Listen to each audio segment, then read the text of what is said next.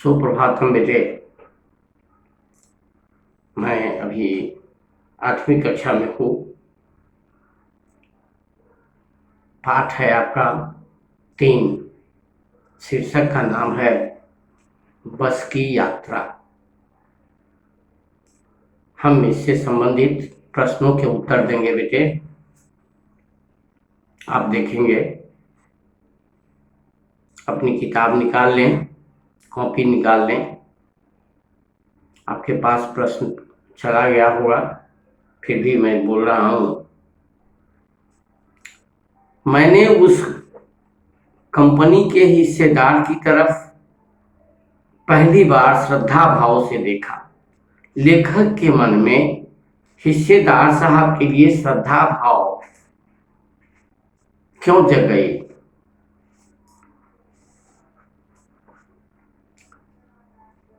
उत्तर: व्यक्ति के हृदय में किसी के लाचार शरीर अथवा लाचार मानसिक स्थिति को जानकर श्रद्धा का भाव जगता है। बस के हिस्सेदार साहब स्वभाव से लाचार दिखाई देते थे, जो जर्जर स्थिति वाली बस को यात्री ढोने में ला रहे थे। इसलिए लेखक के हृदय में बस के हिस्सेदार साहब के प्रति श्रद्धा भाव जग गए। दूसरा प्रश्न है बेटे, लोगों ने सलाह दी कि समझदार आदमी इस शाम वाली बस से सफर नहीं करते। लोगों ने सलाह दी कि समझदार आदमी इस शाम वाली बस से सफर नहीं करते। लोगों ने यह सलाह क्यों दी? क्योंकि शाम वाली बस जर्जर थी। वह चलती हुई कहीं भी रास्ते में दुर्घटनाग्रस्त हो सकती थी अथवा रुक जा सकती थी।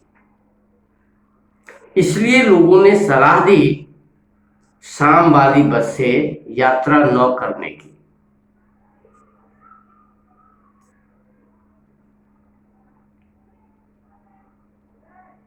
मैं उत्तर फिर से बोल दे रहा हूं। शाम वाली बस जर्जर थी। वह चलती हुई कहीं भी रास्ते में दुर्घटनाग्रस्त हो सकती थी अथवा रुक जा सकती थी। इसलिए लोगों ने सलाह दी कि शाम वाली बस से यात्रा न करने की। अब मैं तीसरा प्रश्न बोलूंगा बेटे। ऐसा जैसे सारी बस ही इंजन है और हम इंजन के भीतर बैठे हैं। लेखक को ऐसा क्यों लगा? बस स्टार्ट होते ही इंजन कर्णभेदी और कर्कश आवाज करने लगी थी।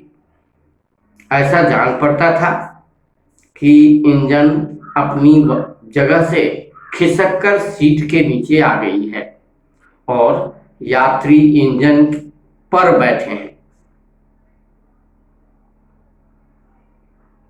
तीसरा प्रश्न था, तीसरे प्रश्न का उत्तर था। मैं चौथे प्रश्न का उत्तर बोल रहा हूं। गजब हो गया,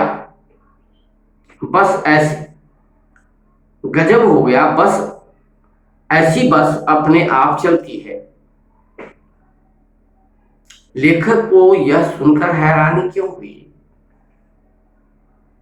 गजब हो गया, ऐसी बस जो अपने आप चलती है। लेखक को यह सुनकर हैरानी क्यों हो गई? कोई भी गाड़ी इंजन से ऊर्जा प्राप्त कर ईंधन से ऊर्जा प्राप्त कर इंजन की शक्ति से चाबी मारकर स्टार्ट करने पर और ऑपरेटर के इशारे से चलती है, न कि अपने आप। फिर से सुने हम लोग। कोई भी गाड़ी ईंधन से ऊर्जा प्राप्त कर इंजन की शक्ति से चाबी मार शक्ति से चाबी मारकर स्टार्ट करने पर और ऑपरेटर के इशारे से चलती है, न कि अपने आप। हिस्सेदार साहब ने कहा था, अपने आप चलती है यह सुनकर व्यंग्यकार को हैरानी हुई। इसके बाद मैं आपको प्रश्न दे रहा हूं, व्यंग्यकार हर पेड़ को अपना दुश्मन क्यों समझ रहे थे? क्या कारण था? फिर से लिखेंगे, व्यंग्यकार हर पेड़ को अपना दुश्मन क्यों समझ रहे थे?